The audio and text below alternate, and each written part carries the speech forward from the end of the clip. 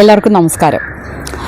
ഞാനിപ്പോൾ നിൽക്കുന്നത് കൊല്ലം ജില്ലയുടെയും പത്തനംതിട്ട ജില്ലയുടെയും ആലപ്പുഴ ജില്ലയുടെയും ഭാഗമായിട്ടുള്ള പള്ളിക്കലാണ്. ശരിക്കും എൻ്റെ അടുത്തതാണ്ട് ഞാൻ ഈ ചാരിരിക്കുന്ന കല്ലുണ്ടല്ലോ, ഈ കല്ല് ഒരു ചുവടുതാങ്ങി കല്ല് ആണെന്ന് കരുതിയാണ് ഞങ്ങളിവിടെ എത്തിയത്. കാരണം ഞങ്ങളിവിടെ റൂട്ട് തെറ്റുന്ന സമയത്ത് നമുക്ക് ഇങ്ങനെയുള്ള ചില സിമ്പിൾസൊക്കെ പണ്ട് കാലത്ത് ചുവടുതാങ്ങിയുടെ രൂപത്തിലൊക്കെ ഉണ്ടായിരുന്നു. പക്ഷേ ഇത് ശരിക്കും പറഞ്ഞാൽ ഈ കല്ലിനെക്കുറിച്ച് ഞങ്ങൾ അന്വേഷിച്ചപ്പോഴാണ് ഈ പ്രദേശവാസികൾക്ക് ആർക്കും തന്നെ എങ്ങനെയാണ് ഈ കല്ല് ഇവിടെ ഉണ്ടായതെന്ന് അറിയില്ല, എന്താണ് ഈ കല്ലിൻ്റെ ഐതിഹ്യമെന്ന് അറിയില്ല. അങ്ങനെ ഞങ്ങൾ കുറേ ആൾക്കാരോടൊക്കെ തിരക്കിയപ്പോൾ ഞങ്ങൾക്ക് അവസാനം ഒരു പ്രായമുള്ളൊരു മുത്തച്ഛൻ ഞങ്ങളോട് ഈ കല്ലിൻ്റെ കഥ പറഞ്ഞു. ഇത് രാജഭരണകാലത്ത്, അതായത് ഏകദേശം 2000 വർഷം പഴക്കമുള്ള രാജഭരണകാലത്തെ ക്ഷേത്രങ്ങളുടെ ദിശയിലേക്ക് തിരിക്കുന്ന ഒരു മൂലസ്ഥാനമായി വരുന്ന ഒരു കല്ലാണിത്. ശരിക്കും വഴികൾ തിരിക്കാനും വഴികൾ തിരിച്ചറിയാതെ ഒരു 4 വഴി കൂടുന്ന ഒരു കവലയാണ്. അപ്പോൾ ഈ വഴികളൊക്കെ തന്നെ തിരിക്കാൻ വേണ്ടിയിട്ടുള്ള ഒരു സിമ്പിളായിട്ടാണ് ഇപ്പോൾ ഇത് ആളുകൾ യൂസ് ചെയ്യുന്നതെങ്കിലും ഇതിൻ്റെ ഐതിഹ്യമാണ് ആ മുത്തശ്ശൻ ഞങ്ങളോട് പങ്കുവച്ചത്. എൻ്റെ കൂടെയുള്ളത് ഗോപാലകൃഷ്ണൻ ചേട്ടനാണ്.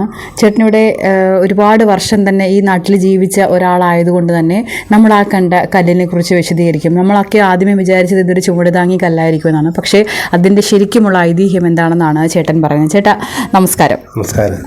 ഓക്കെ, ഞങ്ങൾ ആ വഴിക്ക് കണ്ട ആ കല്ല് ശരിക്കും പറഞ്ഞാൽ ചുവടുതാങ്ങിയാണെന്നാണ് ആദ്യം കരുതിയത്. ചുവടുതാങ്ങിയല്ല. അല്ല. എന്താണത്? അത് അമ്പലത്തിലേക്ക് കൊണ്ടുവന്നേ അമ്പലത്തിലേക്ക് ഇങ്ങനെ കൊണ്ടുവന്നില്ലേ, തേങ്ങ അടിക്കാനോ വിഗ്രഹം ഇറക്കി പ്രതിഷ്ഠ നടത്തി ഇവിടെ നിന്ന് 450 മീറ്റർ ഉണ്ട് അമ്പലത്തിൽ. ആ അമ്പലത്തിലേക്ക് പോകാൻ അവിടെ അതിൽ നിന്ന് പ്രതിഷ്ഠ ഇവിടെ വെച്ച് ഇവിടെ തേങ്ങ അടിച്ചൊക്കെ ആയിരിക്കും കൊണ്ടുപോയത്. ആ ഓക്കെ, അപ്പൊ അതിന് വേണ്ടിയിട്ട് ഉപയോഗിച്ചിരുന്ന കല്ലാണ്. അതെ, ആയിരിക്കത്തുള്ളൂ. ചുവടുതാങ്ങി കല്ലിന്റെ ശരിക്കും ആകൃതിയും അതിന്റെ രൂപം എങ്ങനെയാണെന്ന് പറയാം. ചുവടുതാങ്ങി കല്ലിന്റെ രൂപം 2 കല്ല് കുഴിച്ചിടുക.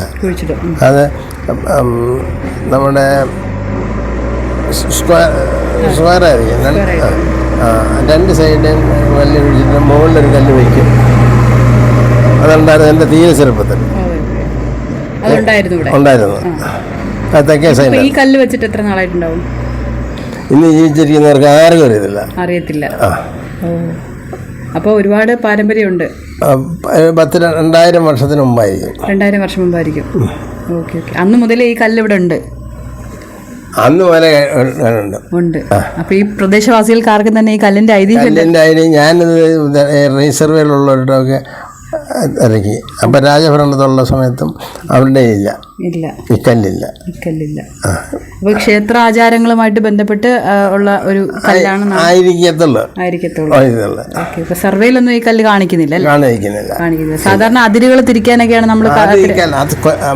അതിനെല്ലാം സിമ്പിൾ കാണും. അതിരുകൾ തിരിക്കാനോ ഇല്ലെങ്കിൽ അമ്പലത്തിലെ ജില്ലയോടെ തിരിക്കാനുള്ള കല്ല് ആണ്. ഇങ്ങനെ കല്ല് പോകുന്ന തെക്ക് പടിഞ്ഞാറോട്ട് പോകുന്ന അവിടെ ഒരു കല്ലുണ്ടായിരുന്നു. 6 അടുത്തൊരു കല്ലുണ്ട്. അതൊക്കെ ലില്ല തിരിക്കുന്ന. അതിന്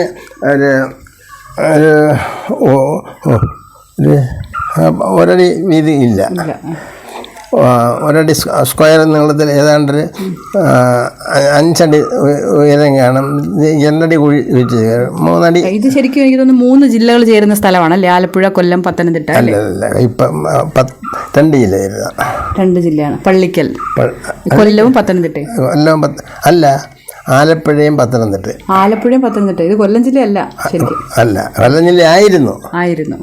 കൊല്ലം ജില്ലയുടെ ഭാഗമായിരുന്നു. പക്ഷേ ഇത് ശരിക്കും ഇപ്പോൾ ആലപ്പുഴയുടെയും പത്തനംതിട്ടയുടെയും ഒരു ബോർഡർ ഭാഗമാണ്. ശരിക്കും ഈ വഴികളൊക്കെ ബോർഡർ തിരിക്കുന്നതിന് വേണ്ടിയിട്ടായിരുന്നു അല്ലേ ഈ കല്ലുകൾ നേരത്തെ ഉണ്ടായിരുന്നു? ആ കല്ലല്ല, അതിന് സിമ്പലുണ്ട്. ഇതിപ്പോൾ 2000 വർഷം പഴക്കമുള്ള കല്ലാണ്. ഉദ്ദേശം 2000. ശരിക്കും നമ്മുടെ നാട്ടിലൊക്കെ ഇതുപോലെ ഒരുപാട് കല്ലുകളും അതോടൊപ്പം തന്നെ വഴി കാട്ടുന്ന ഒരുപാട് സ്മാരകങ്ങളോ അല്ലെങ്കിൽ സ്തൂപങ്ങളോ ഒക്കെ തന്നെ കാണുമായിരിക്കും.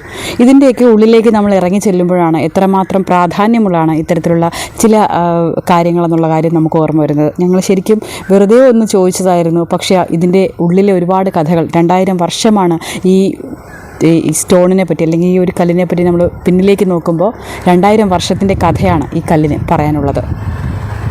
This is Bilu Anixon signing from VMTV news.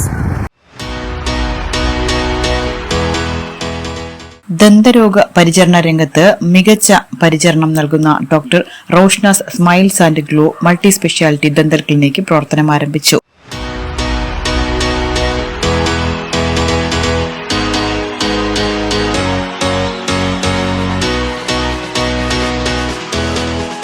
നമുക്കിവിടെ വരുന്ന അഡ്വാൻസ്ഡ് ഫെസിലിറ്റീസിൽ ഇൻക്ലൂഡ് ആയിട്ട് വരുന്നതാണ് ഇൻട്രാ ഓറൽ ക്യാമറ. ട്രീറ്റ്മെന്റിന് ബിഫോർ ആൻഡ് ആഫ്റ്റർ വ്യൂ നമ്മൾ പേഷ്യന്റിന് കാണിച്ചു കൊടുത്ത് മനസ്സിലാക്കിയിട്ടാണ് ചെയ്യുന്നത്. അതർ ഫെസിലിറ്റീസ് വരുന്നത് department of oral and maxillofacial surgery, department of periodontics and implantology, department of endodontics, department of orthodontics and department of pedodontics. സെക്രട്ടേറിയറ്റിന് പിൻവശം ഗവൺമെന്റ് പ്രസ് റോഡിൽ പ്രവർത്തിക്കുന്ന സ്ഥാപനത്തിൽ ഉദ്ഘാടനത്തിന്റെ ഭാഗമായി ഫെബ്രുവരി, മാർച്ച് മാസങ്ങളിൽ കൺസൾട്ടേഷൻ സൗജന്യമായിരിക്കും. രാവിലെ 9:30 മുതൽ രാത്രി 8 മണിവരെയാണ് പരിശോധനാ സമയം. കൂടുതൽ വിശദവിവരങ്ങൾക്ക് 9605 395695 എന്ന നമ്പറിൽ ബന്ധപ്പെടുക.